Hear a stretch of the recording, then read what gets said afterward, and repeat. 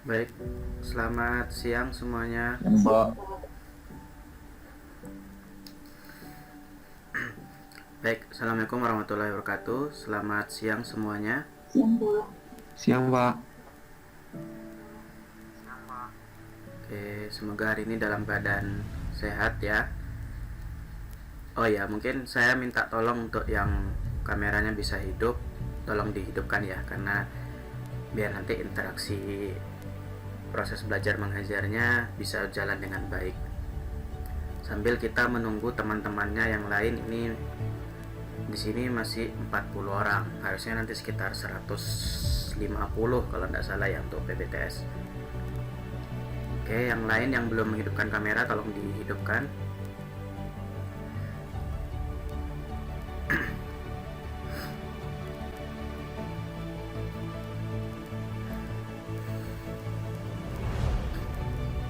Suara saya jelas ya, tapi ya terdengar jelas ya. Jelas, Pak. Jelas, Pak. Oke, nanti kalau misalnya dalam penyampaian materi terus ada terganggu gitu, tolong diingatkan ya. Soalnya ini tadi saya cek juga jaringannya lagi turun di tempat saya ini. Tapi semoga hari ini bisa lancar dan tersampaikan dengan baik.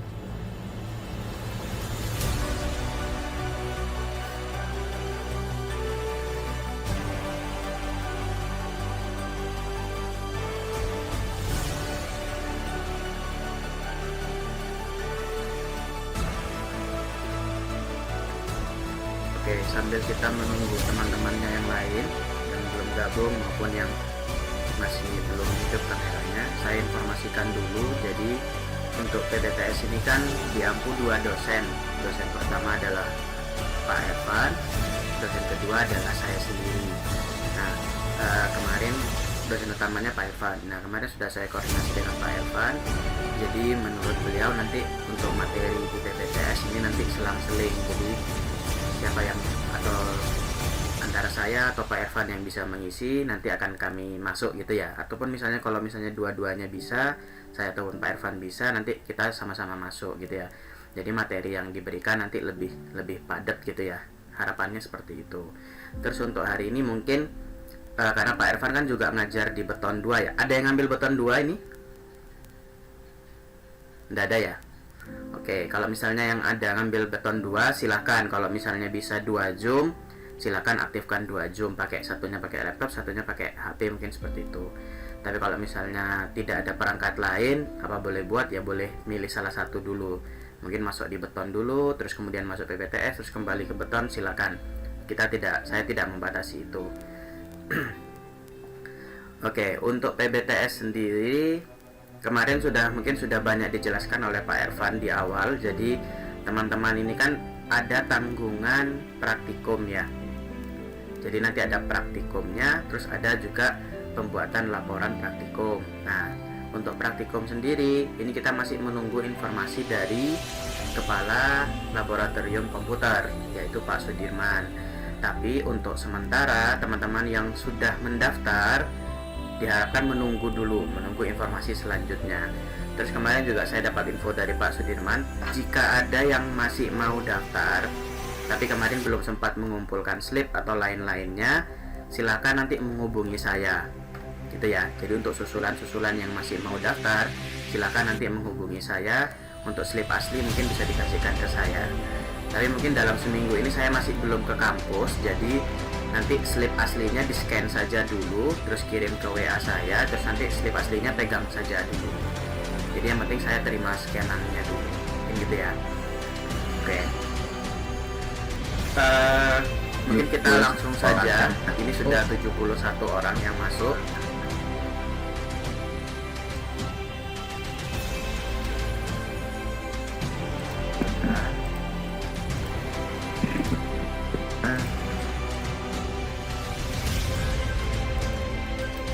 Oke, saya coba dari sini ya.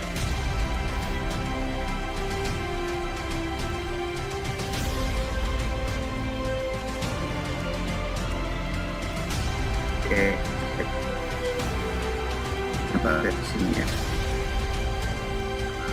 Suara saya aman ya? Aman, Pak. Aman, Pak. Oke, Nanti kalau misalnya terputus silakan diingatkan ke saya. Jadi secara garis besar PBTS itu kan program ya. Ini saya kebetulan perangkatnya agak lemot ini, jadi tidak apa-apa lah. Mungkin tulisannya kalau agak sedikit jelek tolong dimahami. Jadi program bantu teknik sipil adalah program bantu yang memang dikhususkan untuk membantu semua pekerjaan teknik sipil. Pekerjaan teknik sipil kan banyak ya.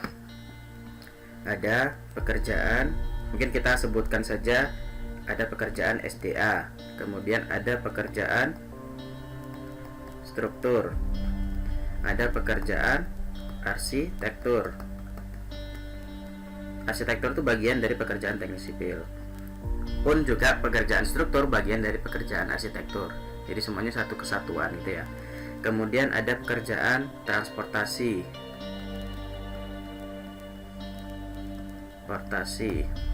Ini saya cuman sketch-sketch saja. Jadi ini teman-teman tidak perlu dicatat, tidak apa-apa, yang penting dipahami saja. Kemudian di sini ada pekerjaan MK. Kemudian mungkin ini dulu, skopnya kurang lebih ini dulu. Geoteknik. Atau mungkin yang dua ini nanti saya pindahkan ke sebelah. Oke. Di masing-masing pekerjaan ini kan tidak mungkin ya. Mungkin kita contohkan saja pekerjaan struktur. Struktur itu kayak apa sih? Misalnya kita kan harus menghitung kolom, balok, plat, kemudian rangka atap. Itu kan tidak mungkin kita hitung secara manual. Bayangkan kita punya proyek besar gitu ya, terus kita ngitung statikanya manual. Teman-teman bisa bayangkan, kita punya proyek yang besar, terus kita ngitung statika, analisa struktur, itu secara manual. Apakah proyek itu bisa selesai dalam 1 bulan? Jawabannya tidak mungkin, gitu ya. Walaupun seorang profesor pun dia butuh waktu untuk menghitung itu semua, gitu ya.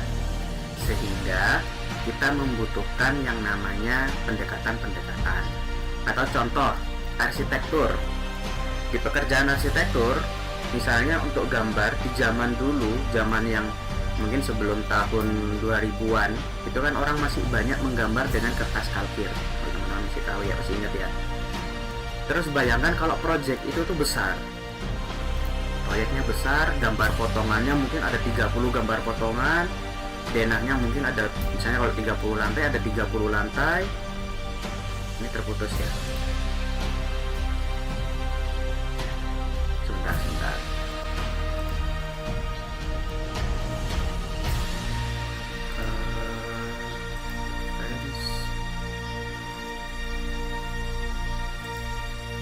Whiteboard. Oke. Kelihatan ya?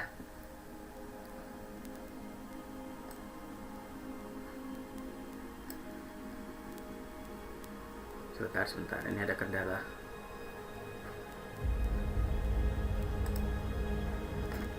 Di sini saja. Pak, mohon maaf, buat absennya di Spada belum bisa ya, Pak? Spada masih error, nanti absennya saya buatkan khusus ya. Mungkin nanti sambil Oh ya, jalan terima aja kasih, ya. Pak. Oke, sebentar. Termasuk minggu lalu kayaknya belum absen juga ya.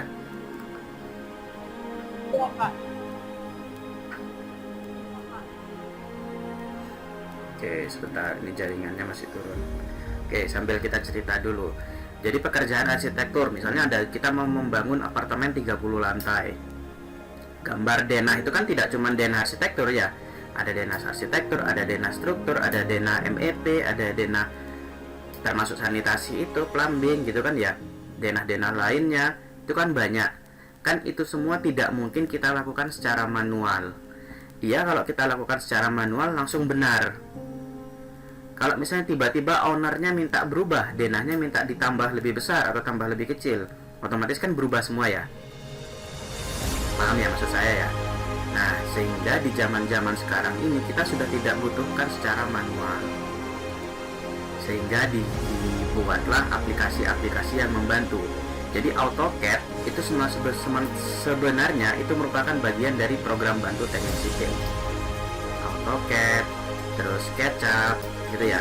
Terus kemudian kalau untuk render ada Lumion, ada 3D Max, ada Enscape yang terbaru ini kan ya, ada V-Ray, banyak sekali aplikasi-aplikasi arsitektur itu ya. Kemudian dari segi transportasi, nah data-data yang ada itu kan tidak mungkin kita analisa secara manual juga, perlulah yang namanya simulasi.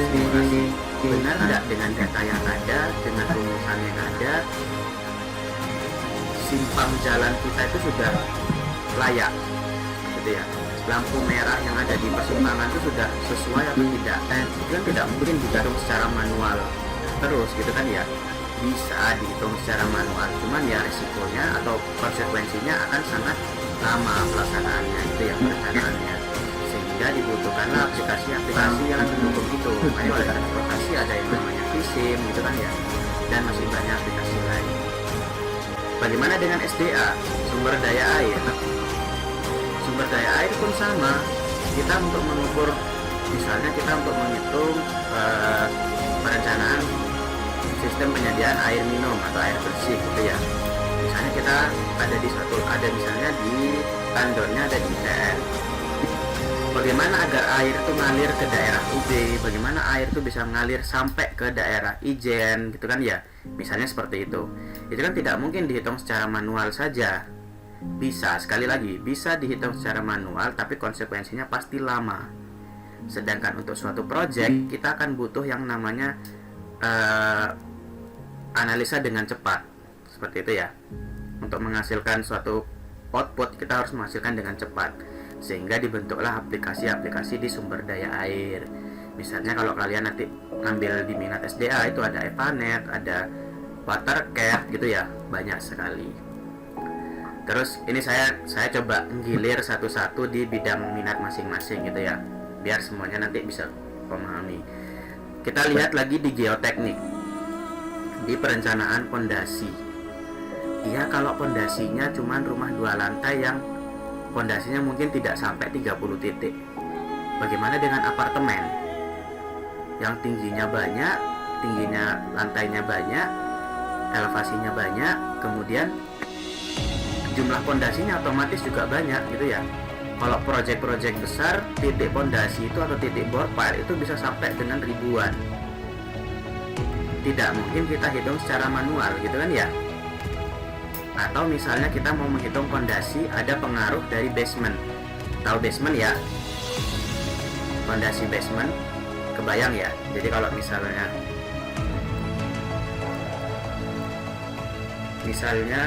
saya punya kolom, ini ada pondasinya, pondasi gini ya. Terus di sini ada balok, di sini ada kolom lagi misalnya. Basement kan selalu berada di elevasi di bawah tanah ya. Biasanya dibuat untuk parkiran, dibuat untuk kolam renang atau apalah itu fungsinya masing-masing. Nah, kalau di sini otomatis ini misalnya ini muka jalan ya. Ini ada muka jalannya.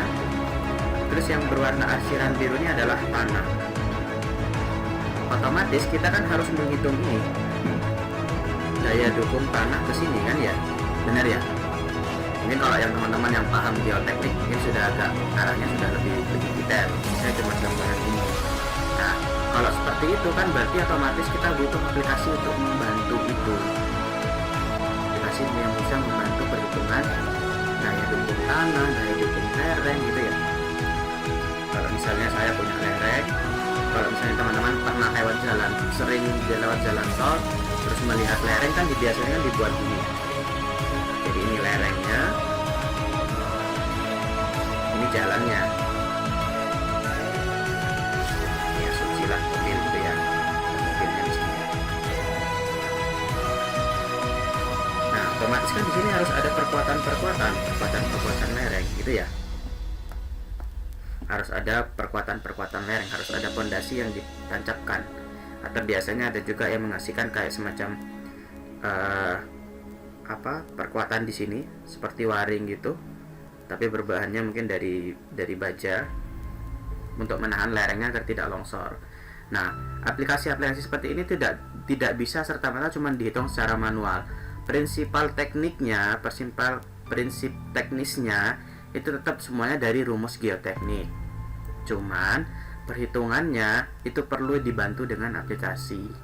Kalau di geoteknik banyak sekali aplikasinya. Biasanya ada yang pakai MS Loop kalau tidak salah. Terus ada juga menggunakan kakak tingkat kalian banyak yang mengambil pondasi tentang itu. Jadi seperti itu ya.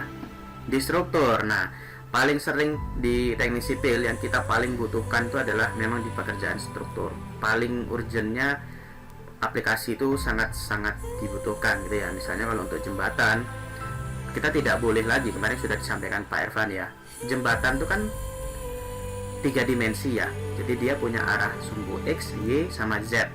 Paham ya? Kalau misalnya rangka atap itu sebenarnya 2 dimensi. Tapi bisa dianalisa bisa 3 dimensi. Tapi kalau jembatan itu wajib hukumnya untuk kita menghitungnya secara 3 dimensi. Gitu ya, paham ya maksud saya ya?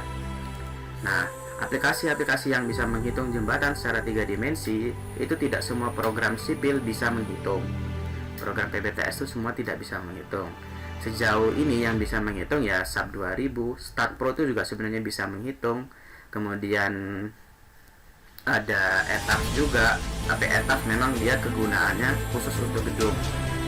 Sama secara prinsip peraturan, prinsip perhitungan statika antara etap dan SAP, etap sama SAP 2000 itu sama persis. Cuman memang ada fasilitas khusus. Kalau di etap dia khusus untuk gedung, nanti saya akan tunjukkan apa yang menjadikan khususnya dia. Terus kalau di SAP 2000 khusus untuk jembatan atau rangka baja gitu ya, karena rangka beton juga nggak salah gitu. Kemudian tadi yang belum kelewatan adalah yang tentang manajemen konstruksi. Apakah manajemen konstruksi butuh aplikasi PBTS Pak? Butuh juga. Semua bidang minat studi di sipil, minat di teknik sipil itu membutuhkan aplikasi bantu. Kalau di MK apa? Kalau di MK itu kita kenal biasanya dengan namanya MS Project. Mungkin kalau yang sudah ngambil Simpro pasti sudah tahu gitu ya.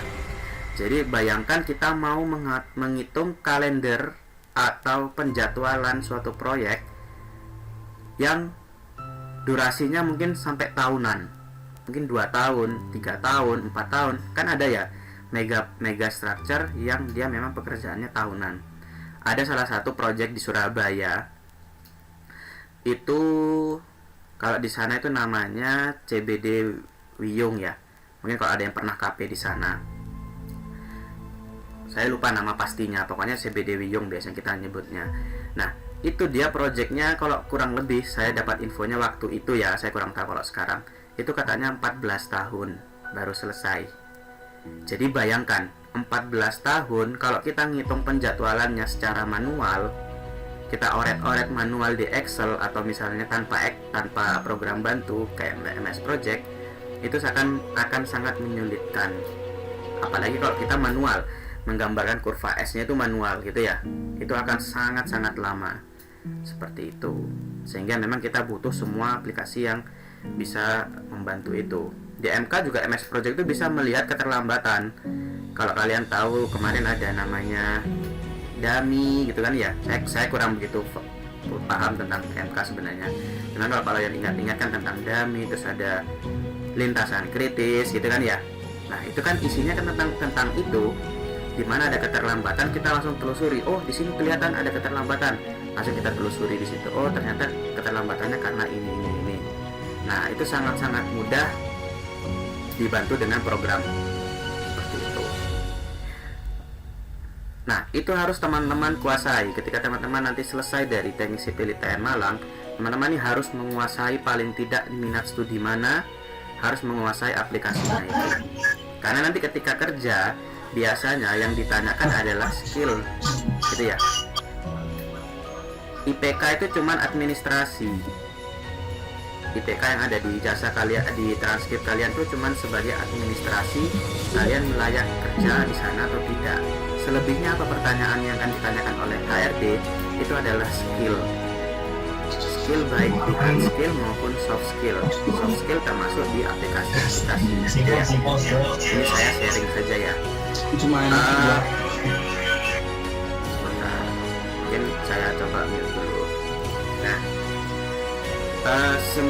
rata-rata dosen yang ada di teknik sipil itu semua adalah guru saya, adalah dosen saya semua ya.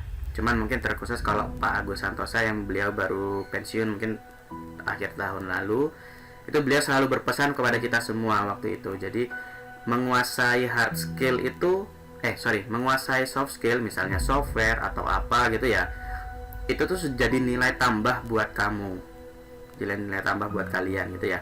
Kalau kamu sudah bisa, guyonannya waktu itu gini, kalau kamu bisa software berarti kamu sudah bisa makan gitu loh, paham ya maksud saya? Jadi akan banyak sekali orang-orang yang minta tolong kalian untuk mengerjakan dengan software itu. Nah kemudian bersyukurlah kalian ada di ITN. Karena apa? Karena tidak semua teknik sipil yang ada di kampus lain itu memiliki mata kuliah khusus tentang program bantu teknik sipil. Kemarin saya ketemu dengan salah satu teman, kebetulan di satu proyek yang sama. Dia lulusan dari universitas di Surabaya, universitas terkenal di Surabaya. Dia cerita kalau di kampusnya itu tidak ada mata kuliah khusus untuk program bantu. Jadi mereka untuk mempelajarin itu, mereka harus ngeles di luar, harus les privat di luar atau les apalah gitu ya, untuk bisa mengetahui SAP 2000 atau etap. Sedangkan di kita kan sudah include di mata kuliah ya. Jadi poin plus nanti kalian bisa dapat 2. Kalau misalnya kalian sungguh-sungguh di PBTS, pertama bisa dapat nilai yang bagus, terus yang kedua kalian menguasai soft skillnya juga, softwarenya itu, gitu ya. Nah kemudian ada yang menanyakan dulu, silakan. Kalau ada yang mau ditanyakan dulu, mungkin tentang aplikasinya, silakan ditanyakan saja. Perkuliahan saya dan Pak Evan mungkin lebih santai ya dibandingkan beberapa dosen lain. Jadi mungkin kalau kami tidak terlalu menyiapkan materi yang tersusun rapi, tidak, tapi kita lebih ke arah diskusi dan praktek. Karena memang di PPTS ini outputnya arahnya ke sana, mungkin seperti itu. Silakan kalau ada yang mau diskusikan. Pak, mungkin saya mau nanya ini, atau dapat info ini, silakan ditanyakan, tidak apa-apa.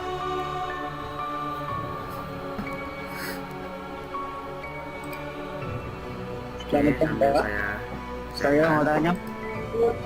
Ya, silakan. Ini mau tanya kan, saya angkatan 17. Jadi seperti yang Bapak jelaskan tadi bahwa pemodelan software untuk program bantu sipil itu banyak sekali ya. Tapi pada umumnya itu lebih banyak dari angkatan saya tuh lebih banyak itu kita mempelajari tentang Stafro dan juga etap. Tapi di dalam tuntutan mata kuliah gempa ya Pak, itu lebih banyak itu porsinya itu ke penggunaan aplikasi SAP.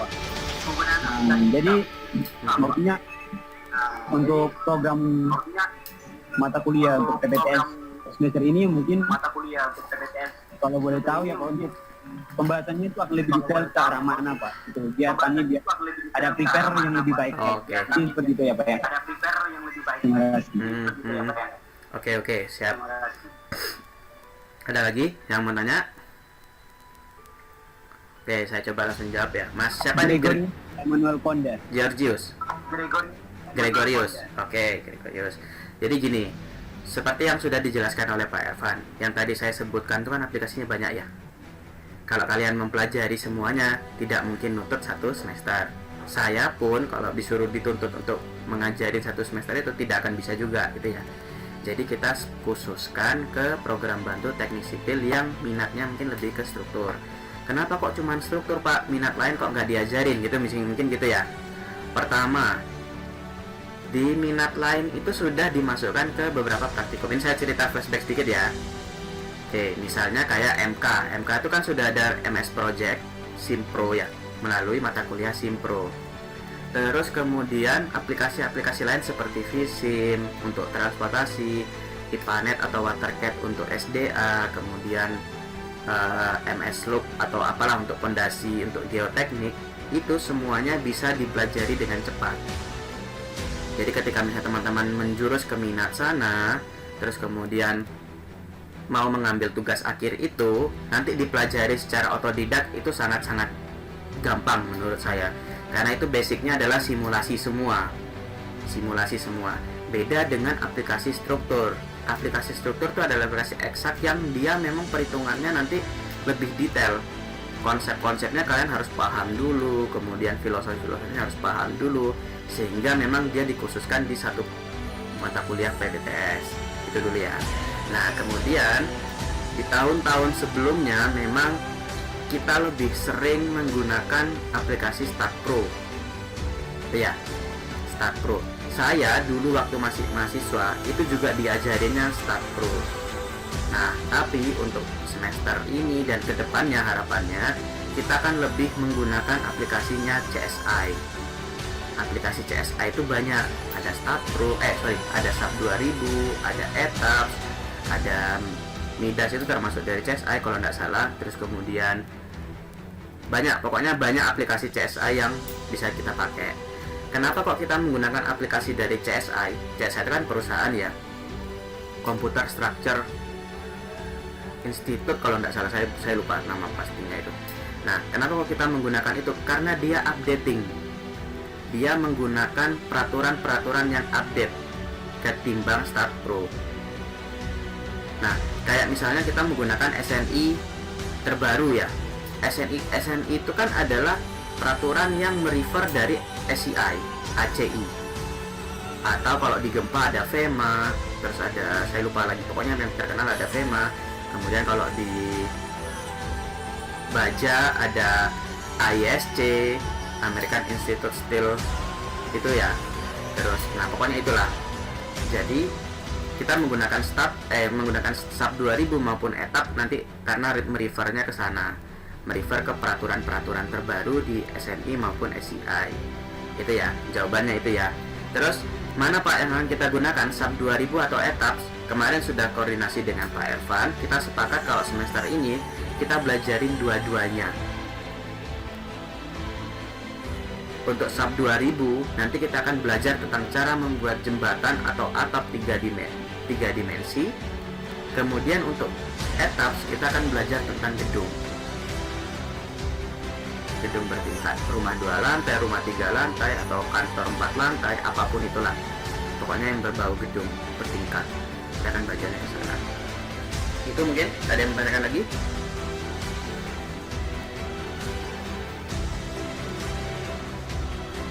Silakan. Untuk absen nanti ya di sesi akhir saja, nanti saya share linknya. Nanti kalau saya kasih absen sekarang terus menghilang nih ya. Ya gitu ya. Silakan kalau ada yang menanyakan lagi. Intinya perkembangan teknologi itu sekarang sangat-sangat cepat ya, khususnya di aplikasi teknik sipil gitu ya. Kalau teman-teman mungkin ada yang pernah ikut seminar atau webinar tentang BIM, ada yang pernah tahu tentang BIM?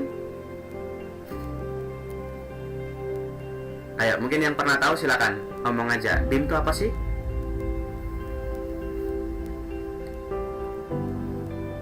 Silakan jawab, salah nggak apa-apa. Saya lebih senang kalau kita menghidupkan suasana diskusi. Ada yang tahu BIM itu apa? Kepanjangannya dari Building Information Modeling ya, kalau nggak salah ya. Oke, BIM itu sekarang dikenal ada banyak dimensi. BIM 2 dimensi, BIM 3 dimensi, BIM 4 dimensi, sampai terakhir tuh ada sampai BIM 7 dimensi kalau nggak salah. Mungkin lebih baiknya saya coba coba carikan. Ini ketemu.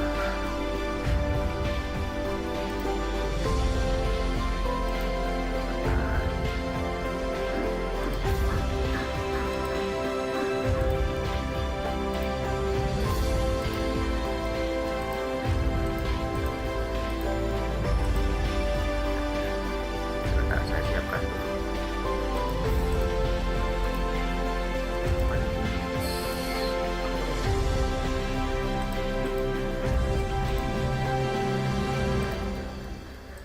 Oke, kelihatan ya.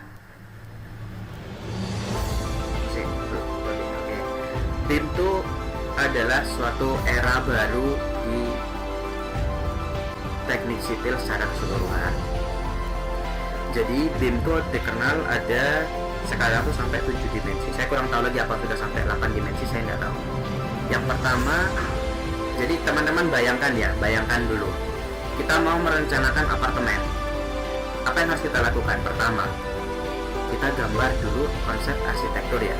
Gambar konsep arsitektur. Biasanya dilakukan oleh teman-teman arsitek. Dia akan menggambar dengan oretan-oretan tangannya, konsep-konsepnya secara filosofi arsitektur lah. Kita tidak perlu tahu itu karena kita tidak mempelajari ke arah sana. Setelah mereka menggambarkan konsep arsitektur, mereka akan menggambarkan yang namanya denah, potongan, tampak, 3 dimensi, dan lain-lain gitu ya. Nah, setelah arahnya dari sana, apa yang harus kita lakukan sebagai perencana? Setelah kita tahu itu, kita harus menghitung yang namanya strukturnya. Sudah amankah yang direncanakan arsitektur? Kan seperti itu ya. Kita harus menghitung dulu itu. Jadi kalau sudah gambar sudah oke, kita baru hitung strukturnya. Nah, kalau struktur sudah oke, apa yang perlu kita hitung lagi? Anggaran biaya. Rencana anggaran biaya. Jadi dari situ kita harus hitung lagi secara manual dengan Excel atau apapun itu alatnya, untuk menghasilkan berapa total biaya yang bisa kita keluarkan untuk struktur itu.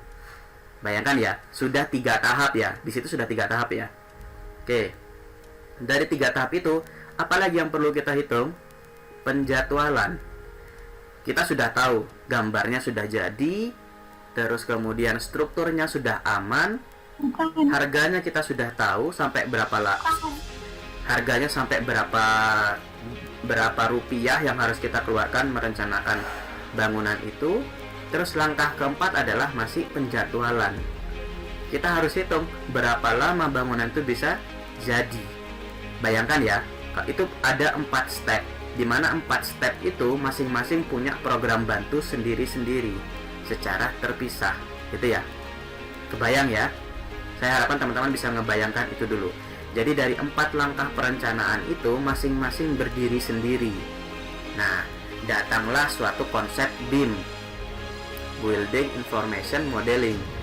Dia menggabungkan semua aplikasi yang ada, atau 4 atau sekian banyak step yang ada, sekian langkah-langkah yang ada itu ke dalam cuman satu aplikasi.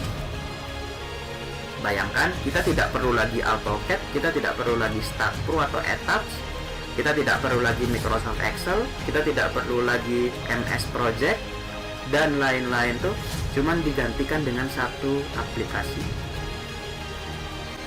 Aplikasi yang kita sebutkan satu aplikasi itu disebut dengan aplikasi BIM. Aplikasi BIM ada apa saja Pak? Banyak sekali. Sekarang ini sudah mulai berkembang banyak sekali BIM, aplikasi-aplikasi BIM. Salah satu contoh yang terkenal, yang kalian mungkin biasanya sering dengar, yang terkenal itu adalah Revit dan Tekla. Itu ya, Revit dan Tekla. Itu yang cukup terkenal. Di samping itu apakah masih ada Pak? Masih ada. Ada Cubicos, ada Glodon. Glodon mungkin pengelolanya. Ada Allplan, banyak lah. Kalau kalian mau browsing, mau belajar itu sangat banyak.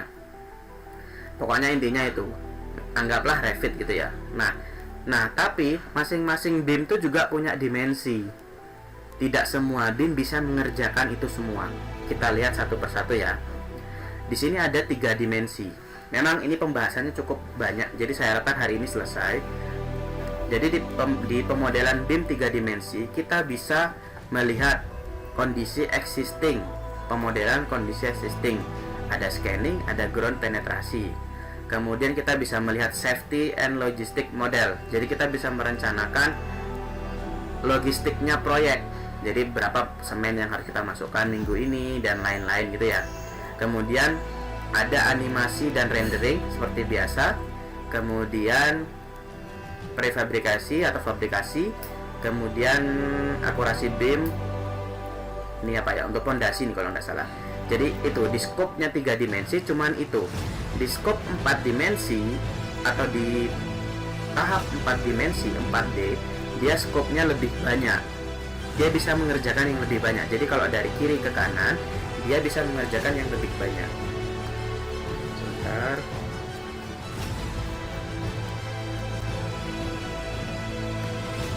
Saya coba saya ini ya. Jadi dari kiri ke kanan dia bisa mengerjakan yang lebih banyak. Nah, kita lihat di 4 dimensi. Dia bisa mensimulasi fase-fase proyek. Yang pertama, dia bisa mensimulasi fase-fase proyek. Kemudian dia bisa menschedulkan, bisa juga membuat visualisasi atau validasi pembayaran, approval. Itu ya. Di 5D kalau kalian lihat, dia itu kan lebih banyak ya. Estimasi, di tahap estimasi. Di tahap estimasi dia bisa melihat real time secara langsung, konseptual modeling and cost planning. Oh ya, saya mau cerita dulu sedikit. Ini mungkin jadi konsep kalian di PKN kalau misalnya mau mengajukan tahun depan ya. Jadi di prinsip 5D ini dia sudah bisa membuat real time konseptual modeling.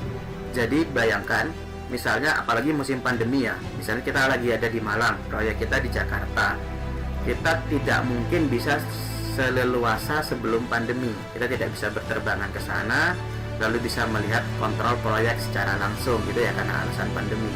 Apa solusinya? Adalah kita menggunakan virtual reality, apa ya namanya, virtual reality augment kayaknya ya.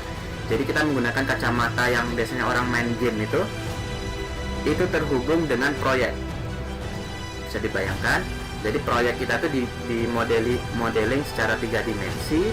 Yang mana kita menggunakan alat itu, kita bisa menyusuri proyek kita. Kita bisa ke kiri, ke kanan, ke atas, ke bawah, ke lantai 10 misalnya. Kita bisa menggunakan alat itu. Nah, itu inovasi-inovasi di bidang teknik sipil saat ini. Jadi sangat-sangat banyak itu ya. Kemudian kita bisa menghitung quantity atau berapa banyak bahan, material, dan lain-lain, volume. Kemudian kita bisa verifikasi, kemudian value engineering. Nah, value engineering kan yang kalian tahu kan, kalian hitung sendiri ya, rekayasa nilai. Rekayasa nilai kan kalian hitung manual secara Excel, mungkin seperti itu ya, dengan rumus-rumus, dengan konsep-konsep yang ada di rekayasa nilai. Tapi dengan BIM di 5D, 5D ini, kita bisa menghitung itu semua dengan program, satu program. Sekali lagi kita menghitung dengan satu program.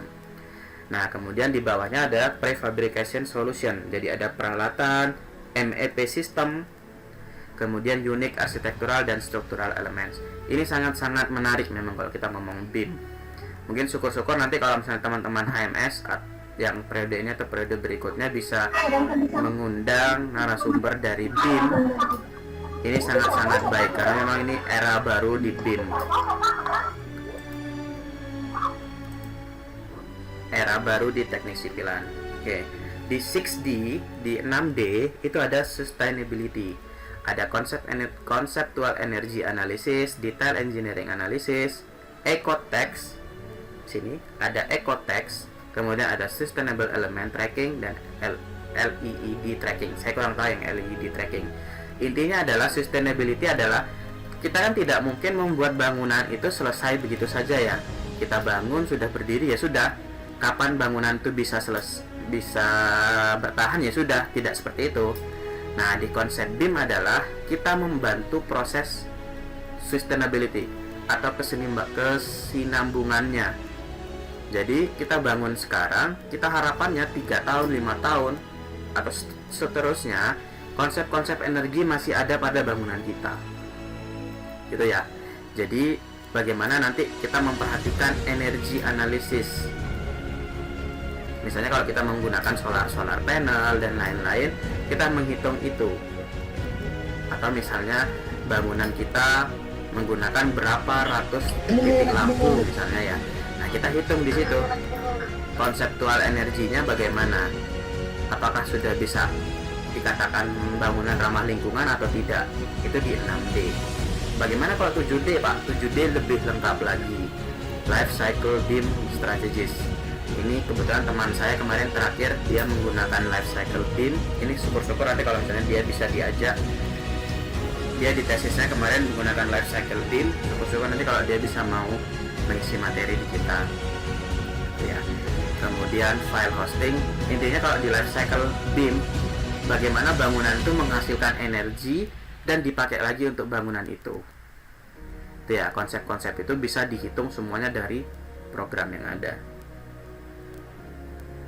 Ini jaringan saya kayaknya ya. Oke, mungkin ada yang mau tanyakan dulu tentang BIM.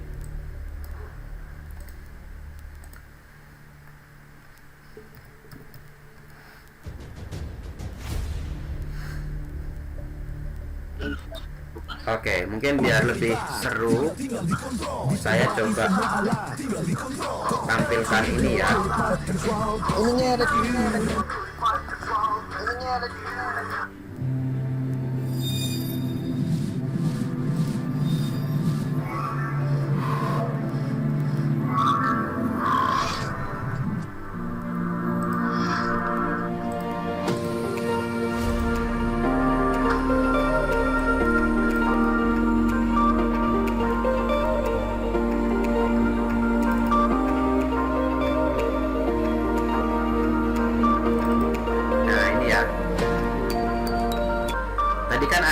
Yang kita sebut dengan existing, apa tadi ya, saya lupa ya, pokoknya penilaian assessment existing.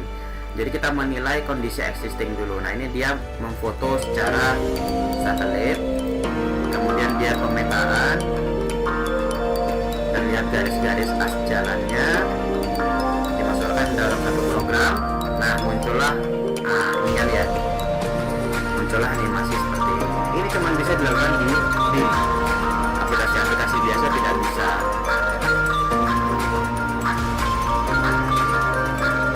Jadi saya kurang tahu dia menggunakan aplikasi apa ya. Jadi BIM itu singkatan dari Building Information Unit. Apa itu BIM? Jadi definisi ini ada beberapa orang yang menyebutkan sedikit berbeda. Ada yang menyebutkan bahwa BIM ini adalah metodologi. Tapi kalau saya mengatakan bahwa BIM ini adalah sistem sebenarnya.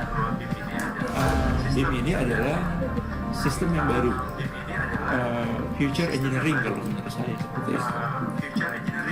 Jadi apa bedanya BIM dengan yang sebelum-sebelumnya? Kalau awalnya dulu, atau yang mungkin sekarang ya, umum kita gunakan di Wika, kita menggunakan pendekatan konvensional. Jadi artinya pendekatan yang tidak terintegrasi. Dengan BIM nanti kita akan melakukan pendekatan dari sisi engineering dengan pendekatan yang digitalisasi, kira-kira seperti itu. BIM itu bisa dibagi beberapa fase sebenarnya. Jadi secara umum orang-orang membagi BIM itu atas 3 fase. Ada BIM level 1, ada BIM level 2, ada BIM level 3. Saat ini Wika itu sedang fokus dengan BIM level 1 dan 2. Jadi BIM level 1 itu adalah proses mulai dari survei, desain, itu kita lakukan dalam satu pekerjaan. Jadi kalau sekarang ini kalau kita lihat di proyek-proyek, gambar atau dokumen yang kita kirim itu, yang kita deliver ke lapangan itu bentuknya adalah dokumentasi 2D istilah kita, baik itu dokumen DD, soft drawing, itu bentuknya 2D. Nanti dengan BIM ini harapannya proses mulai dari survei sampai dokumen 2D itu 3D dan animasi itu akan kita kerjakan bersama. Artinya apa? Kita ini sedang membangun konstruksi digital sekarang ini. Apa yang kita lakukan hari ini ya, dengan BIM. Jadi saya ambil contoh misalnya seperti ini. Selama ini kita kalau melakukan survei kita menggunakan total station. Ke depan kita nanti sudah tidak menggunakan lagi, atau mungkin akan mengkombinasi antara total station dengan geodetik seperti itu. Kita mulai melakukan survei dengan drone, kita melakukan fotogrametri, lalu dari hasil survei itu akan kita kombinasi dengan desain kita. Jadi saya ambil contoh misalnya pada saat pembangunan jembatan, setelah survei dilakukan, kita langsung bisa membuat model baik 3D maupun 2D-nya secara bersamaan. Lalu secara bersamaan juga kita bisa melakukan analisis. Jadi tidak bertahap melakukan itu, bisa dilakukan bersama. Lalu setelah itu, setelah kita melakukan desain analisis, kita langsung dengan cepat bisa mendapatkan bill of quantity. Bukan cuma itu yang didapatkan dari BIM ini, kita juga bisa melihat apa permasalahan-permasalahan yang tidak bisa ditangkap oleh cara kerja yang dahulu kita lakukan. Jadi semua proses yang tadi sulit untuk dilaksanakan, dengan itu menjadi sesuatu yang mudah. Hari ini kita sedang mendevelop itu, sedang membangun itu. Jadi hari ini kita Wika, khususnya untuk 2018, kita sedang membuat project-project, pilot project istilah kita di sini dari masing-masing departemen. Jadi misalnya untuk masing-masing umum ada project-project, pilot project yang dilakukan itu seperti project motor, jembatan, bendungan, pelabuhan, seperti itu. Yang harapannya nanti pilot project ini menjadi database kita untuk melaksanakan project-project sejenis di masa depan. Itu ya, saya potong sebentar. Tadi kan dia sebutkan adalah BIM itu kan Oke, itu ya tadi saya potong sebentar. Di BIM manajernya Wika kan menyebutkan kalau BIM itu database. Jadi kalau kita sudah membuat satu project, misalnya kita membuat jalan Malang Surabaya Malang Pandaan gitu ya, sudah selesai. Nah, itu kan datanya kan tetap tersimpan dalam database BIM. Nah, nanti kalau misalnya kita mau melanjutkan project perjalanan Pandaan ke Surabaya, kita tinggal melanjutkan dari BIM sebelumnya. Jadi terintegrasi seperti itu. Itu makanya database BIM itu sangat-sangat penting sekarang. Itu ya. Kita lanjutkan.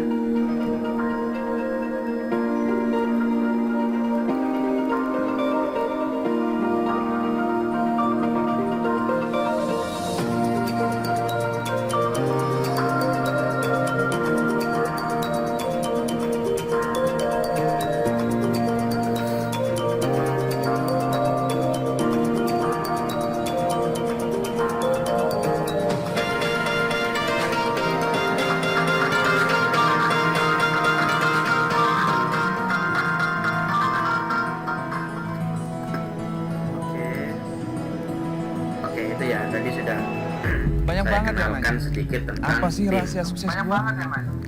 Apa Masih harus pintar ya. Sebentar. Harus rajin bekerja ya.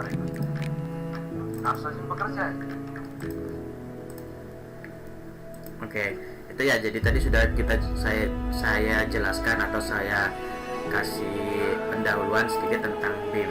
Jadi betapa pentingnya BIM sekarang ini. Pun juga ini saya informasi kepada teman-teman yang misalnya nanti punya harapan untuk bisa bekerja di BUMN sebagai tenaga organik, jadi pegawai tetap organik gitu ya, perusahaan itu sekarang kurang lebih salah satu persyaratan atau indikator yang bisa diterima oleh mereka adalah sudah menguasai tentang BIM. BIM apa saja, bisa Revit, bisa Tekla, atau bisa aplikasi apa saja yang tentang BIM gitu ya. Dan juga informasi kalau misalnya proyek perencanaan sekarang, perencanaan maupun pelaksanaan pemerintah, jadi proyek pemerintah yang angkanya di atas, saya lupa, di atas 1M kalau nggak salah, itu semua mewajibkan dan menggunakan BIM. Jadi ini sebagai sekilas pengantar dari saya tentang BIM.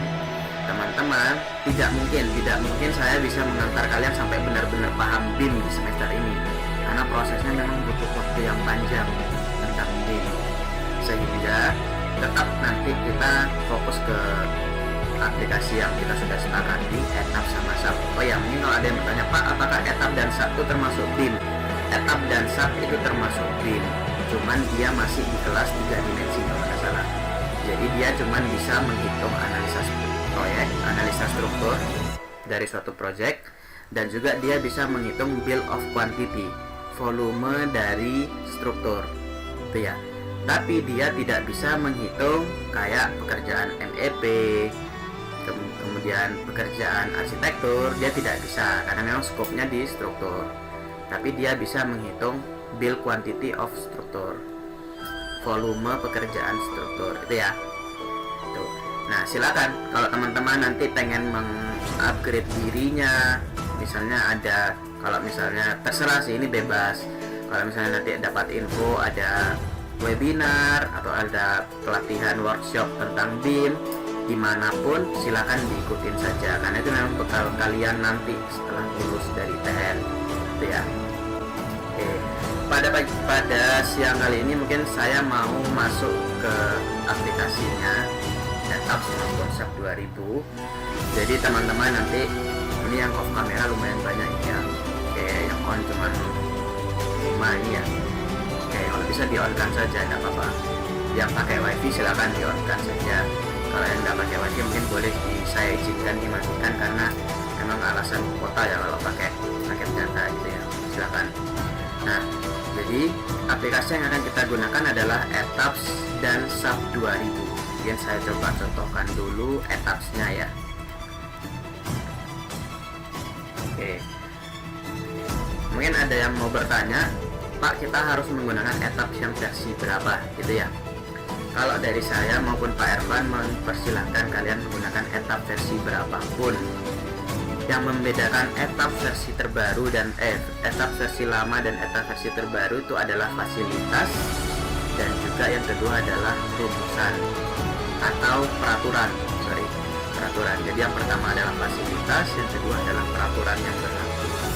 Kalau di Etaps lama mungkin fasilitasnya tidak selengkap Etaps yang baru, jelas lah ya. Setiap kali ada produk baru kan pasti memperbaiki dari produk sebelumnya. Terus yang kedua adalah soal peraturan. Nah, peraturan itu harus update gitu ya. Kalau misalnya saya contohkan ya. Jadi harapan kita sudah bisa teman-teman menggunakan Etaps di atas versi 16, 17, 18, atau mungkin kalau ada yang terbaru 19, itu silakan digunakan. Cari aplikasinya banyak kok di internet. Kalau misalnya ada yang sudah bisa berhasil install, tolong teman-temannya diajarin. Fungsi grup WA itu silakan digunakan untuk sharing-sharing aplikasi, sharing materi, diskusi, silakan.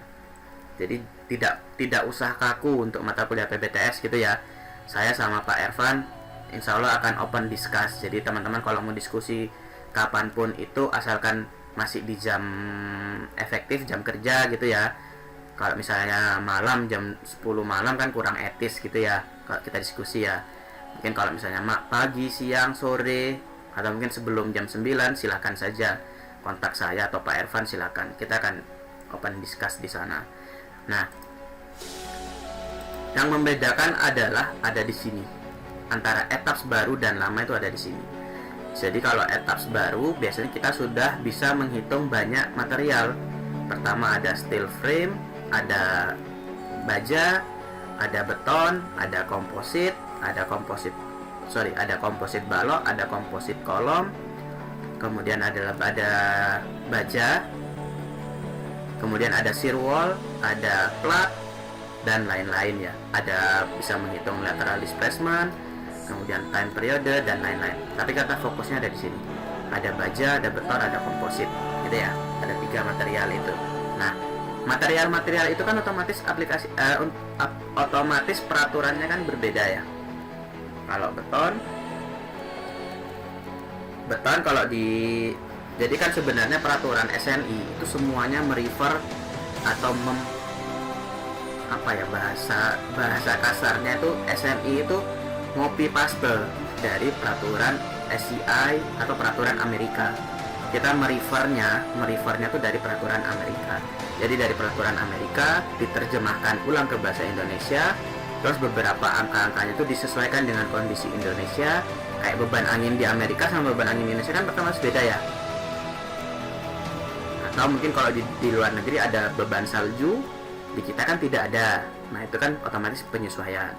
Gempa otomatis kan penyesuaian. Nah intinya seperti itu. Jadi kita menduplikasi dari sana, cuman tidak serta-merta semua utuh diduplikasi, enggak. Kita ambil cuman beberapa yang penting yang dijadikan SNI di Indonesia. Nah, kalau steel frame ini kan aplikasi saya kok ngomong aplikasi terus. Peraturannya kan adalah ISC. Amerika Institute Steel. C-nya ini saya kok lupa ya apa panjangannya. Terus kemudian kalau concrete frame ini adalah ACI, American Concrete Institute. Kalau yang concrete. komposit maupun ini semuanya sama aja dengan yang di sini, cuman dia perhitungannya beda gitu ya. Oke, mungkin seperti itu. Nah, kalau kita lihat di steel frame, di sini ada banyak sekali peraturan. Sebentar. Oke. Nah, di sini kalau kita lihat, nah ini adalah banyak sekali peraturan yang bisa kita gunakan ya. Ada AISC 360 strip 16, ada yang strip 10, ada yang strip 05, ada yang LRFD 93, ada yang AIFC ASD 89. Kalau ASD dan LRFD ini kan ada yang pernah tahu bedanya? ASD itu apa? LRFD itu apa?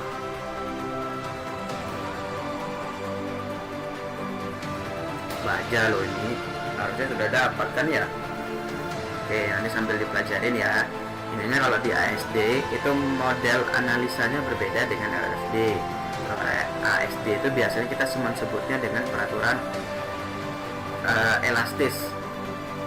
Jadi kalau di baja itu kan ini ya, pengujian tarik baja kan seperti ini ya. Jadi ada fase ini elastis, ini strain hardening, yang ini kan plastis, atau dari sini biasa orang nyebutnya juga sudah plastis gitu ya, plastis. Nah, kalau ASD dia cuman memperhitungkan di fase 1. Ini ya, nanti kalau saya salah tolong diingatkan. Kemudian kalau di LRFD dia memperhitungkan di fase ini, semua fase gitu ya. Nah, bahkan kalau untuk ASD biasanya orang tuh desainnya ya cuman lurus gini aja. Jadi ini naik terus, ini naik terus, ini di fase atau disebut dengan ASD. Kalau yang LRFD itu yang warna merah ini. Nah, kalau kita lihat ini kan ada tahun AISC ASD 89, berarti memang dikeluarkan pada tahun 89. LRFD ini tahun 93 gitu ya. Kemudian di sini yang terbaru adalah yang AISC 360. Silakan di browsing kalau pengen tahu ya. Ini AISC 360 05, ini berarti yang versi barunya. 360 strip 10 yang lebih baru lagi, 360 16 yang lebih baru lagi gitu ya. Itu yang ini yang peraturan Amerika. Oke. Ini AISC ini semua peraturan Amerika. Terus kalau misalnya yang AS kayaknya peraturan Amerika juga, tapi peraturan lama. Kalau yang ini Italia, kemudian Eurocode, terus ini British, CSA ini saya kurang tahu. Kemudian biasanya ada Jepang. Oh, Jepang nggak masuk di sini karena memang basicnya kan aplikasi ini kan dibuat oleh Amerika ya. Jadi memang merefernya ke peraturan Amerika, lebih banyaknya ke sana. Oke, bagaimana kalau untuk beton, Pak? Sama. Untuk beton juga dia peraturannya ini kurang lebih di Amerika semua. SCI 31814 dan lain-lain. Kemudian Eurocode ada Hong Kong, peraturan Hong Kong. IS ini Indian Standard kalau tidak salah ya. IS ini Indian Standard. Kemudian Italia, KTC saya tidak tahu, ini Meksikan, ini Meksiko, Singapura, ya banyak ya. Ya, cuman yang kita gunakan adalah ACI yang terbaru 318 yang 14. Oke. Nah, mungkin saya tidak terlalu banyak untuk etapsnya dulu. Kita cuman pengantar dulu saja hari ini. Jadi, apa sih yang bisa kita hitung dengan etaps? Banyak ya. Kita bisa menghitung kurang lebih struktur secara 3 dimensi. Pemodelan apapun itu di struktur bangunan itu bisa kita lakukan menggunakan etaps. Untuk bangunan bertingkat ya. Ini kita masuk ke etaps dulu. Mungkin minggu depan kita masuk ke SAP 2000 atau bagaimana. Jadi seperti itu. Jadi dari pemodelan slope, pemodelan balok, plat, kolom, rangka atap semua bisa diincludekan jadi satu.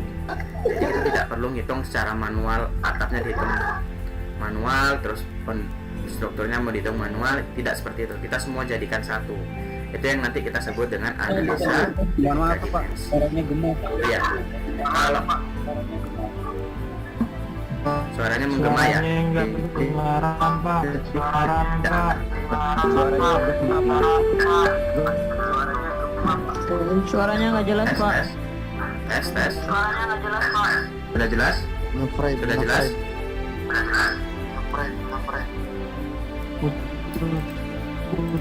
Oke. Jadi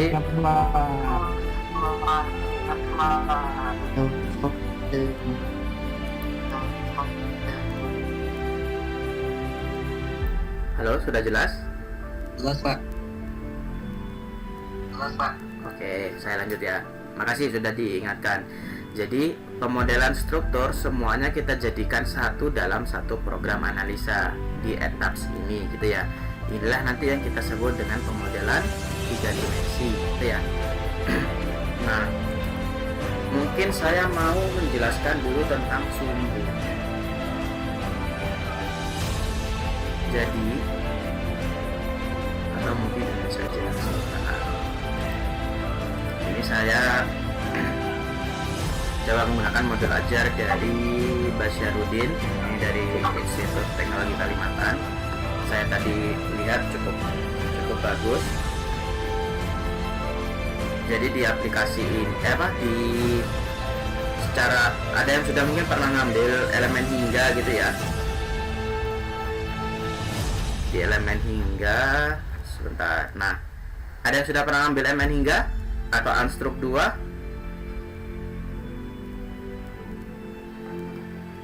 Ada yang sudah pernah ambil Unstruct 2 atau belum? Oke. Jadi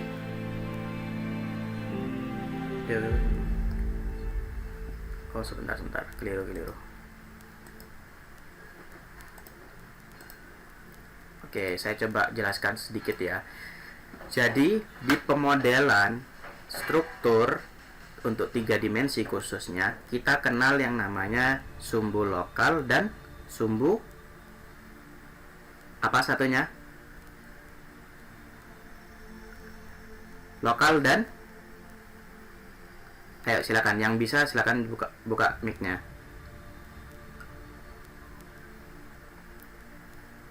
Masa semua ini belum pernah ngambil Unstruct 2? Sudah Pak. Sudah. Sumbu lokal dan sumbu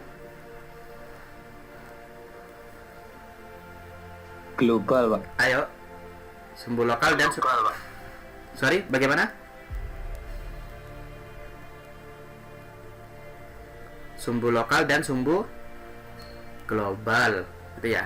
Tadi kayaknya sudah sumbu global ya. Oke, sumbu global kalau teman-teman perhatikan,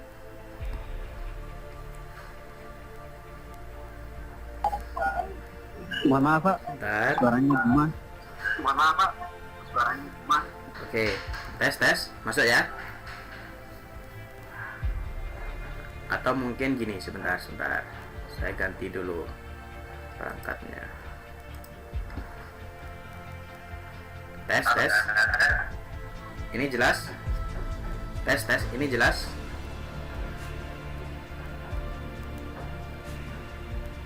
Jelas ya? Halo?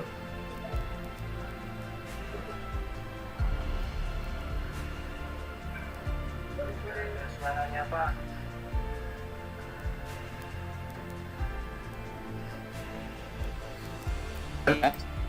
Halo Pak, ini muka Bapak nggak Tes. kelihatan. Terus suaranya masih ngelek.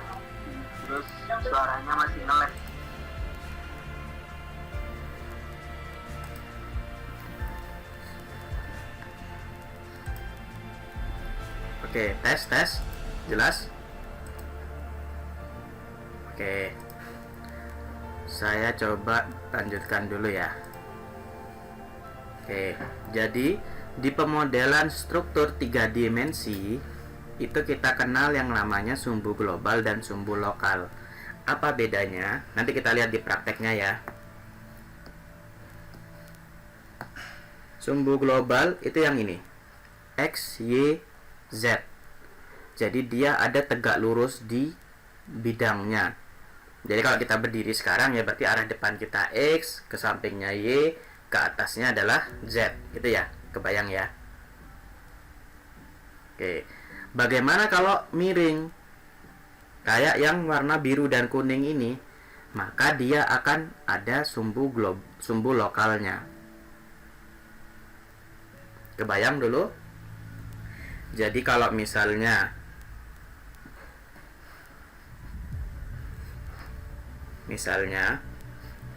saya punya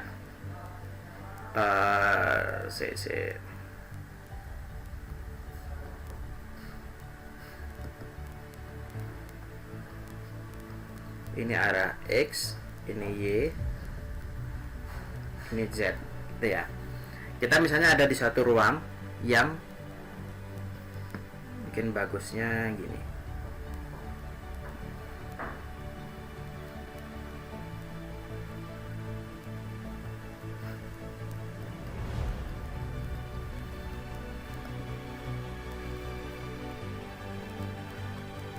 Saya buat kubus.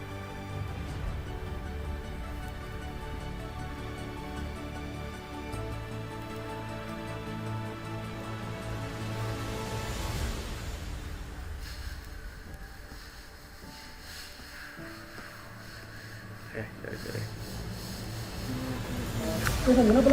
Pak, suara Bapak putus-putus.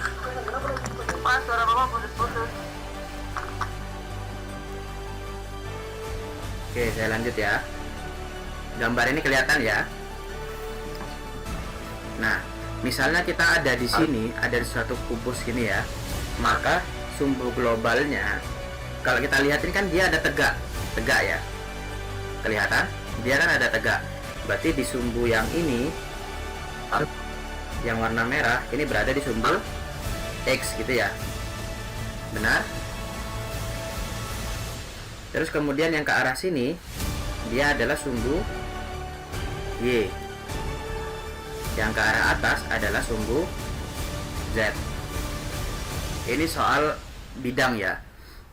Nah, sekarang bagaimana kalau misalnya saya punya batang gini.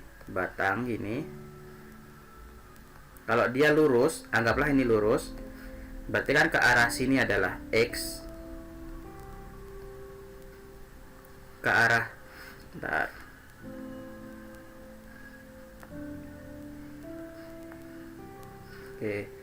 ke arah sana kan adalah Y ya, benar?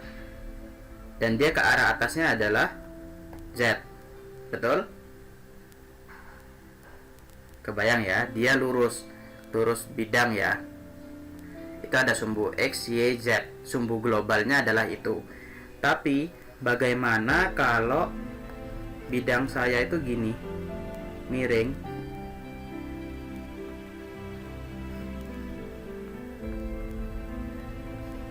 Bidang saya itu miring kayak gini. Sehingga sumbu X, Y, Z-nya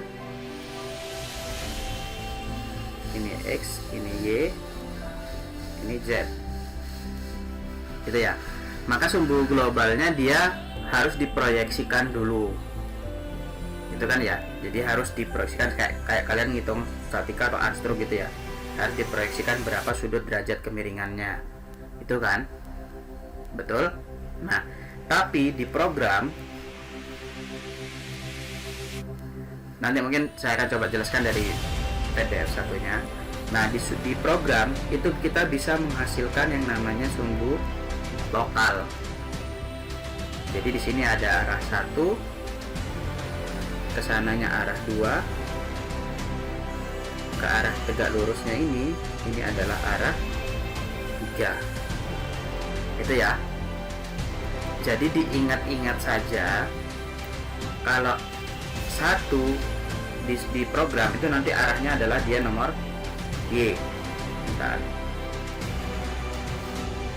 Ini 1 itu yang arah X, 2 itu yang arah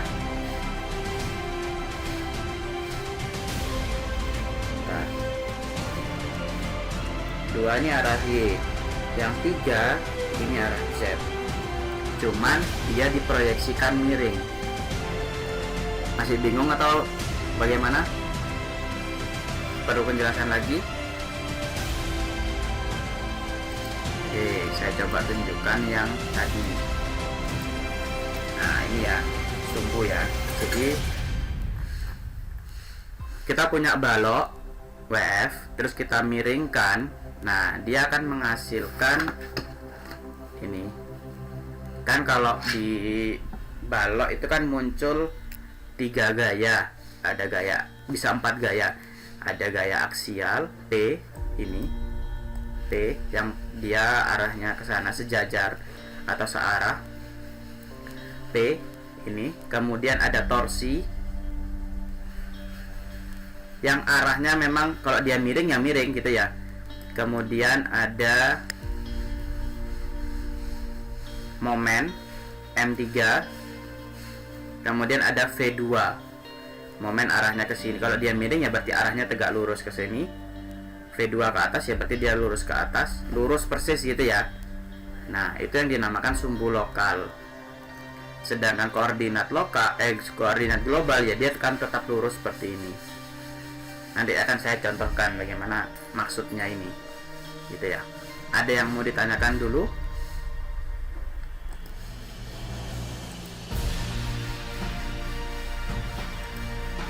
Materinya nanti ini saya share. Mungkin saya share di Spada saja ya biar masuk di sana semua. Kalau yang di sini yang saya nanti akan saya share ini adalah contoh modul dari perguruan tinggi lain yang dia menitik beratkan pada aplikasi SAP. Intinya SAP sama ETAP sama semuanya. Karena memang kita ini daring ya, jadi mungkin penjelasan terkait sumbu itu mungkin tidak bisa maksimal, tapi tidak apa-apa karena nanti bisa learning by doing saja ya. Jadi nanti kalau sudah masuk di programnya teman-teman akan lebih paham apa itu sumbu lokal, apa itu sumbu global itu ya. Nah, kemudian di aplikasi kita akan sangat sering sekali menggunakan plan 13, plan 12. Itu maksudnya adalah plan itu kan adalah potongan ya, maksudnya dia itu adalah potongan bidang. Jadi kalau misalnya di sini ini kan aksis 1 kan ini arah 2, ini arah 3. Kalau kita lihat yang warna biru muda itu kan adalah potongan 13, potongan bidang 13. Plan itu biasanya disebut dengan bidang 13. Berarti 1, mau saya ganti warna aja.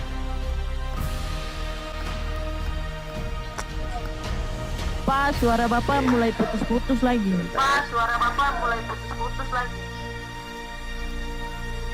Tes. Sudah ya? Oke, saya lanjutkan ya. Jadi kalau 1, 3 berarti arah ke 1 ditarik, terus arah 3 ketarik ke bawah, ke sini ya.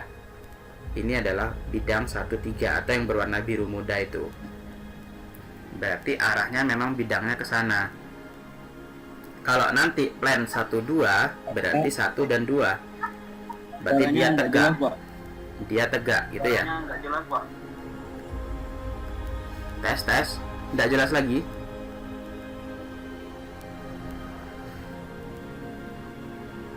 Tes.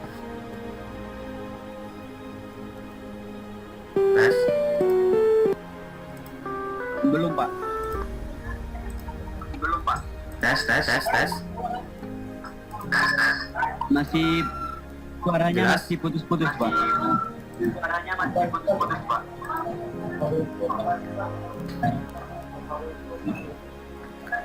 Oke, nanti saya coba record. Ini saya taruh di Spada juga aja ya. Oke. Jadi kalau itu ya, potongan 1-3, bidang 1-3 dan bidang 1-2.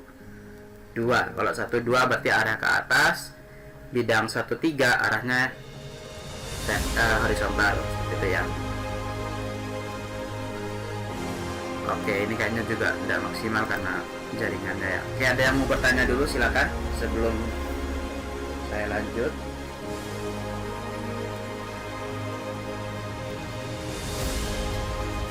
Silakan.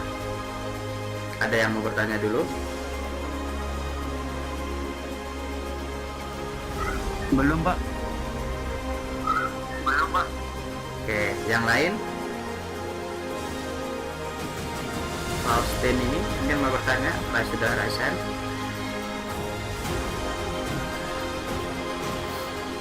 Oke, kalau tidak ada saya lanjutkan ya sedikit lagi. Jadi tentang etapsnya, gitu ya. Saya coba buka baru dulu. Model. Oke, nah di pembuatan pembuatan baru menggunakan etap ini kita menggunakan bisa user default. Jadi kita menggunakan settingan sebelumnya atau settingan yang sudah disiapkan oleh etap, gitu ya. Terus kemudian kita bisa menggunakan setting dari model file. Jadi settingannya kita menggunakan dari model sebelumnya. Kemudian kita bisa juga menggunakan built-in. Jadi kita buat berdasarkan settingan yang kita setting sendiri di awal. Jadi ada menggunakan display units. Unitsnya mau menggunakan satuan apa? Bisa metrik, SI. Kemudian bisa juga MKS. Bentar ya, saya terima dulu. Halo, saya ngajar ya. Ngajar.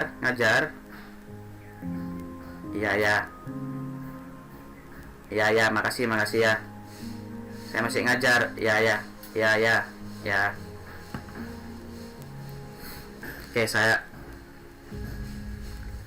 Oke, silakan saya lanjut ya.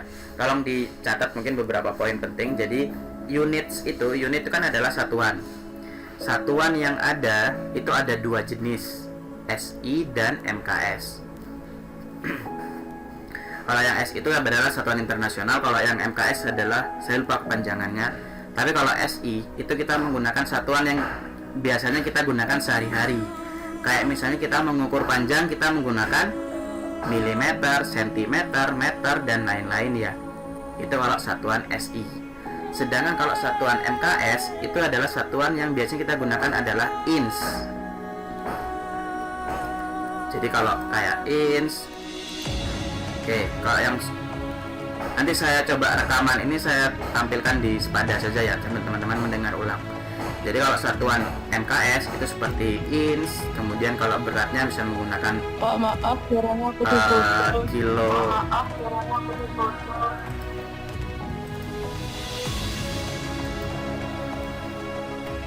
Tes, sudah jelas?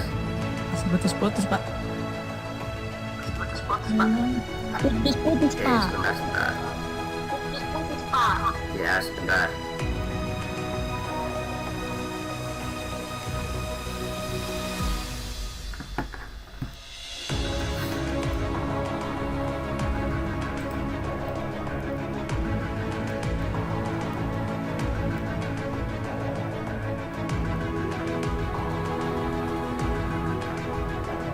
Sebentar, saya coba pindah device ya.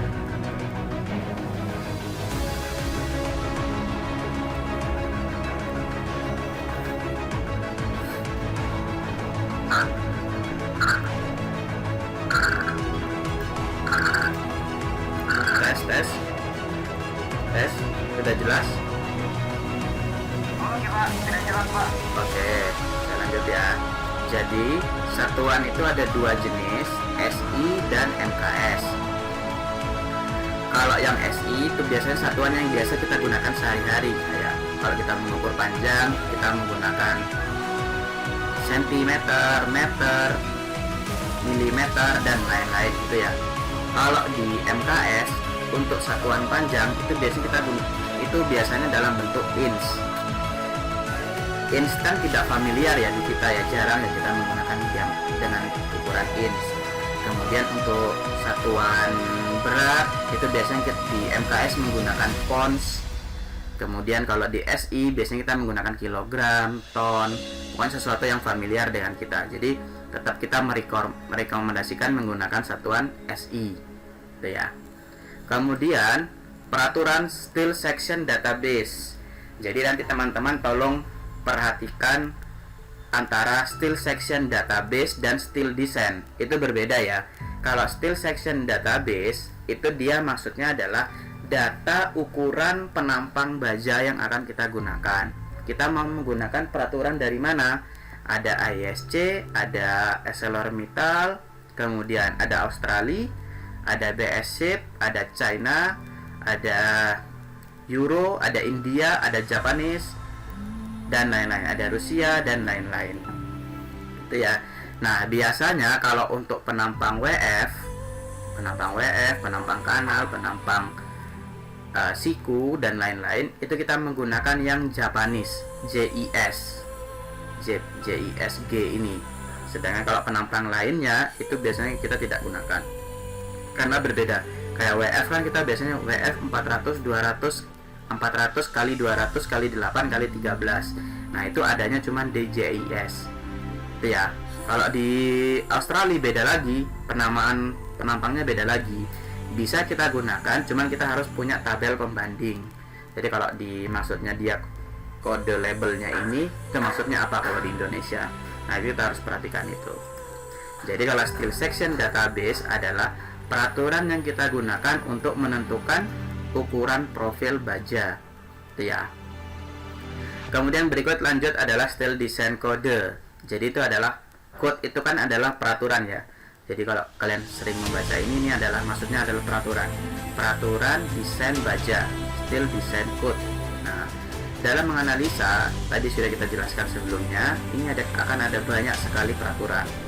Yang mana akan kita gunakan adalah AISC 36016, di mana ini menggunakan dari peraturan terbaru baja, atau baja merefer dari AISC terbaru, gitu ya. Kemudian concrete design code itu adalah peraturan beton, peraturan dalam mendesain beton. Kita biasanya menggunakan yang SCI 31814, ya. Tempat ini kita menggunakan yang Japanese. Oke. Ini yang kita pilih yang metric SC. Oke, jadi mungkin hari ini saya akan menjelaskan singkat-singkat saja, tidak banyak dulu. Nah, dalam pemodelan etap itu kita dimudahkan dengan template. Tapi ini biasanya kalau teman-teman sudah sering menggunakan etaps, template ini jarang kita gunakan karena ini bersifat kaku. Oke, bentar. Nih ya. Jadi ini tuh bersifat kaku, kayak grid only kan tidak, dia akan kita akan dibuat dengan grid label yang sudah kaku gitu ya. Kemudian simple story data, nanti akan saya ajarin bagaimana kita tidak menggunakan ini dengan menggunakan cara yang lain, mungkin seperti itu. Kemudian kalau kita lihat di sini bisa membuat steel deck, tahu steel deck ya, plat baja yang dipasang di bawah plat betonnya. Jadi biasanya kalau kita membuat jembatan kan ada WF gitu ya.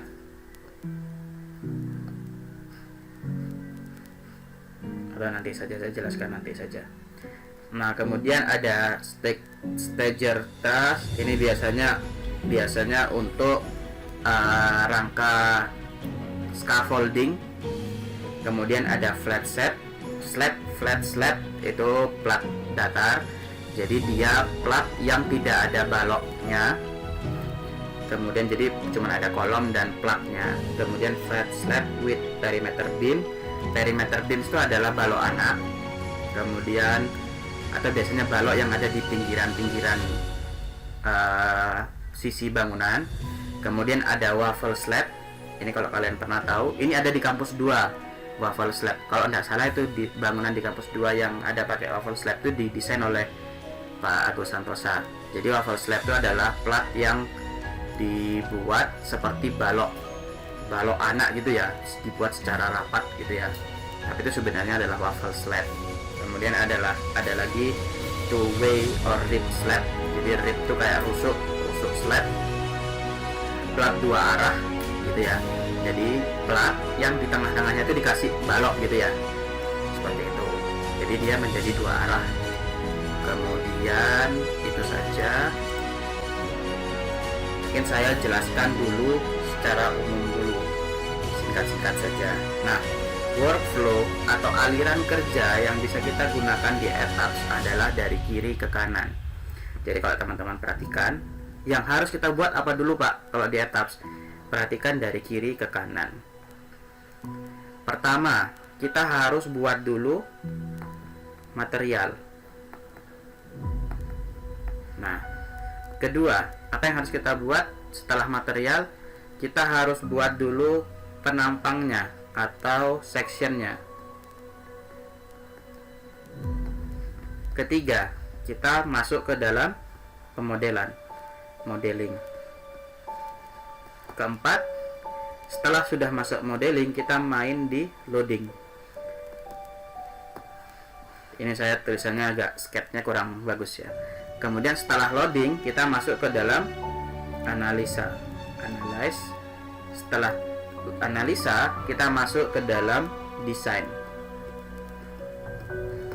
Oke, saya coba jelaskan masing-masing dulu. Jadi di material itu maksudnya adalah kita setting dulu, kita mau menggunakan material apa. Nah, biasanya yang perlu kita masukkan adalah material baja, material beton, material tulangan, material baja ringan, dan lain-lain ya. Itu kita bisa men-settingnya dari, kan sini saya sebutkan workflow-nya dari kiri ke kanan. Berarti kita perhatikan. Jadi kalau di edit ini adalah fitur-fitur untuk seperti copy, paste, dan lain-lain, membagi garis, membagi plat, dan lain-lain. Kemudian view ya sudah cuman sekedar view, mengatur 3 dimensi view, plan view, elevation view, dan lain-lain. Kemudian di yang untuk mengatur material ini kita settingnya melalui define. Nah, kalau tadi saya bilang workflow di menu utama itu adalah kiri ke kanan. Kalau sudah masuk di menu utama, workflow-nya adalah dari atas ke bawah. Jadi aliran kerjanya itu dari atas ke bawah. Jadi untuk mengatur material, kita mengaturnya di material properties. Mungkin saya tidak akan masuk ke dalam sana dulu untuk pertemuan ini biar teman-teman tidak bingung. Jadi mengatur material ada di material properties, kemudian mengatur penampang ada di section properties. Terus kemudian pemodelan. Jadi kalau kita sudah ngatur itu semuanya, baru kita masuk ke pemodelan. Cara menggambar balok, cara menggambar kolom, cara menggambar plat, dan lain-lain. Kemudian berikutnya adalah loading.